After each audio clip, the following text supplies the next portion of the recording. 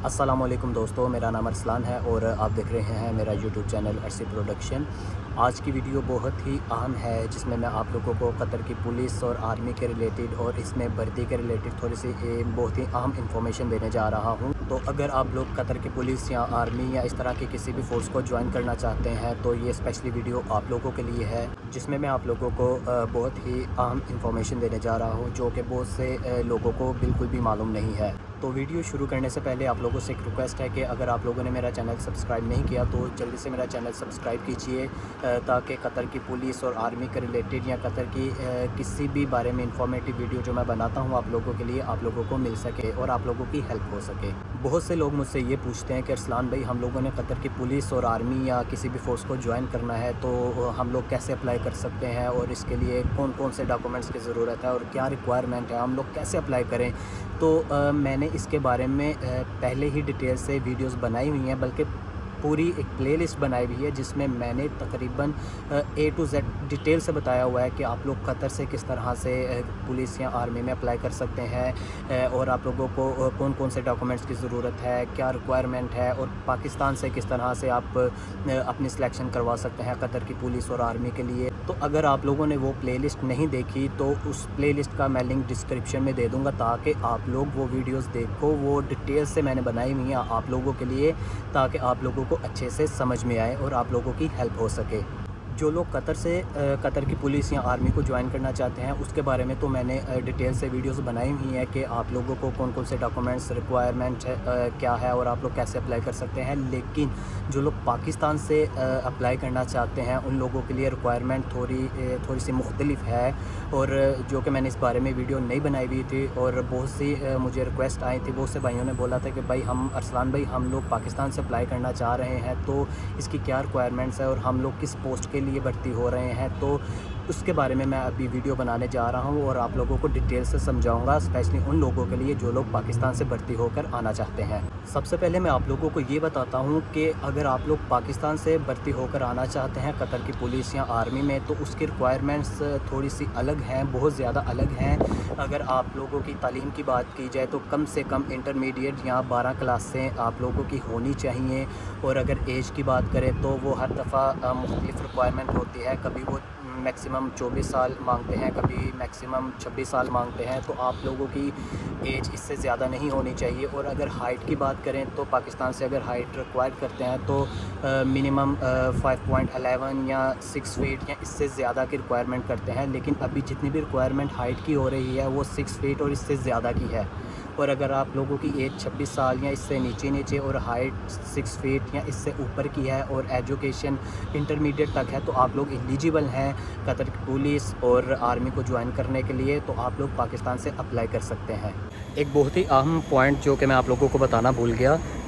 Police clearance certificate के बारे में। अगर आप लोग पाकिस्तान से अप्लाई कर रहे हैं कतर की पुलिस और आर्मी के लिए या फिर अगर आप लोग कतर से अप्लाई कर रहे हैं तो आप लोगों के लिए पुलिस क्लियरेंस सर्टिफिकेट होना बहुत ज़रूरी है। तो ये बहुत ज़रूरी है कि आप लोगों पे किसी किस्म का कोई क्रिमिनल केस नहीं होना चाहिए या किसी भी किस्म का कोई छोटा मोटा केस नहीं होना चाहिए। आप लोगों को भर्ती के बाद सिलेक्शन के बाद आप लोगों से पुलिस क्लियरेंस सर्टिफिकेट मांगते हैं। अगर आप लोगों की क्लियरेंस है तो आप लोग फिर ही भर्ती हो सकते हैं। अगर आप लोगों की क्लियरेंस नहीं है, आप लोगों पे किसी किस्म का कोई छोटा मोटा केस है या फिर कोई ऐसा मसला है जिसकी वजह से आप लोगों का पुलिस क्लियरेंस सर्टिफिकेट इशू नहीं होता, तो आप लोग कतर की पुलिस और आर्मी को बिल्कुल भी ज्वाइन नहीं कर सकते, बल्कि कतर की किसी भी गवर्नमेंट सेक्टर को ज्वाइन नहीं कर सकते। और दूसरी बात ये कि बहुत से लोग मुझसे ये भी पूछते हैं, स्पेशली कतर में भी और पाकिस्तान से जो आना चाह रहे हैं वो भी ये पूछते हैं कि अरसलान भाई, हम लोग कतर की पुलिस और आर्मी में सिलेक्शन करवा रहे हैं तो हम लोग किस पोस्ट के लिए सिलेक्ट हो रहे हैं। तो ये बात मैं आप लोगों को क्लियर करता चलूँ कि जब तक आप लोगों की ट्रेनिंग ख़त्म नहीं होती तब तक आप लोगों को बिल्कुल भी बताया नहीं जाता, बिल्कुल भी मालूम नहीं होता कि आप लोगों को किस पोस्ट के लिए भर्ती किया गया है। जब आप लोगों की ट्रेनिंग ख़त्म हो जाती है तब आप लोगों को अलग अलग डिपार्टमेंट में الگ الگ پوزیشنز پہ لگایا جاتا ہے۔ اگر قطر کی پولیس اور آرمی کو جوائن کرنے کا پروسیجر بتاؤں تو پروسیجر یہ ہے کہ سب سے پہلے آپ لوگ اپلائی کرتے ہیں، اس کے بعد آپ لوگوں کا انٹرویو ہوتا ہے۔ انٹرویو کے بعد اگر آپ لوگ انٹرویو کلیئر کر لیتے ہیں تو آپ لوگوں کا میڈیکل ہوتا ہے۔ میڈیکل کے بعد آپ لوگوں کو 3 سے 4 مہینے کا ٹائم دیا جاتا ہے، یا اس سے زیادہ ٹائم بھی لگ سکتا ہے، وہ ڈیپینڈ کرتا ہے سچویشن پہ۔ پھر اگر آپ لوگوں کا میڈیکل کلیئر ہو جاتا ہے تو پھر آپ لوگوں کو ٹریننگ کی ڈیٹ دے دی جاتی ہے۔ اور ٹریننگ کی بات کی جائے تو ٹریننگ تقریباً 3 سے 4 مہینے کی ہوتی ہے، اور اس سے 1-2 مہینہ زیادہ بھی لگا سکتے ہیں، کیونکہ ہر ڈپارٹمنٹ کی، ہر فورسز کی الگ الگ ٹریننگ کی ڈیوریشن ہے۔ کسی کی 3 منتھ ہے، کسی کی 6 مہینے تک بھی ہے، اور کسی کی 4 مہینے تک بھی ہے۔ تو یہ ڈپینڈ کرتا ہے آپ کس فورس میں بھرتی ہو رہے ہیں اور آپ لوگوں کی کتنی دیر کی ٹریننگ چل رہی ہے۔ اور اگر بات کریں کہ آپ لوگوں کو کس پوسٹ کے لیے ہائر کیا جا رہا ہے، تو یہ بات میں آپ لوگوں کو کلیئر کرتا چلوں کہ اگر ہم جیسے لوگ جتنی بھی نئی بھرتی ہوتی ہے ان لوگوں کے لیے کوئی پوسٹ نہیں ہوتی، اسپیشلی ان لوگوں کو اگر پولیس میں بھرتی ہو رہی ہے تو ان لوگوں کو پولیس مین کے لیے بھرتی کیا جاتا ہے، اگر آرمی میں بھرتی ہو رہی ہے تو ان لوگوں کو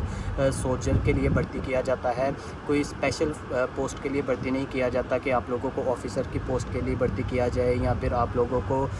کسی ٹریننگ آفیسر کی پوسٹ کے لیے بھرتی کیا جائے۔ نئے جتنے بھی لڑکے بھرتی ہوتے ہیں اسپیشلی ان 2 پوسٹ کے لیے بھرتی ہوتے ہیں، یا تو پولیس مین کے لیے یا تو سولجرز کے لیے۔ کچھ لوگ سوچتے ہیں کہ سر ہم ایز اے سولجر ہم لوگ بھرتی ہو جائیں گے، یا پھر ایز اے پولیس مین بھرتی ہو جائیں گے تو وقت کے ساتھ ساتھ ہماری گروتھ ہوتی جائے گی، ہم آفیسر بھی بن سکتے ہیں، یا پھر ہم لوگ کسی اچھی پوسٹ کے لیے اپلائی کریں تو اس کے لیے ایلیجیبل ہو سکتے ہیں۔ تو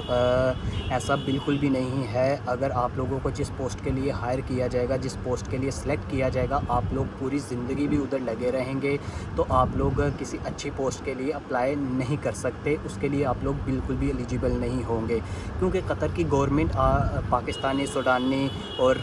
ایرانی جتنے بھی دوسرے نیشنل کے ہیں ان لوگوں کو اچھی پوسٹ کے لیے ہائر نہیں کرتی۔ اچھی پوسٹ کے لیے یا تو صرف اور صرف قطری لوگوں کو ہائر کیا جاتا ہے، یا پھر بہت زیادہ ایکسپیرینس لوگ ہوتے ہیں جو آلریڈی کسی فورس سے ریٹائرڈ ہوتے ہیں۔ جیسے میں آپ کو ایک مثال دیتا چلوں کہ پاکستان کی آرمی میں کوئی ریٹائرڈ ہے اور کوئی ٹریننگ آفیسر ہے،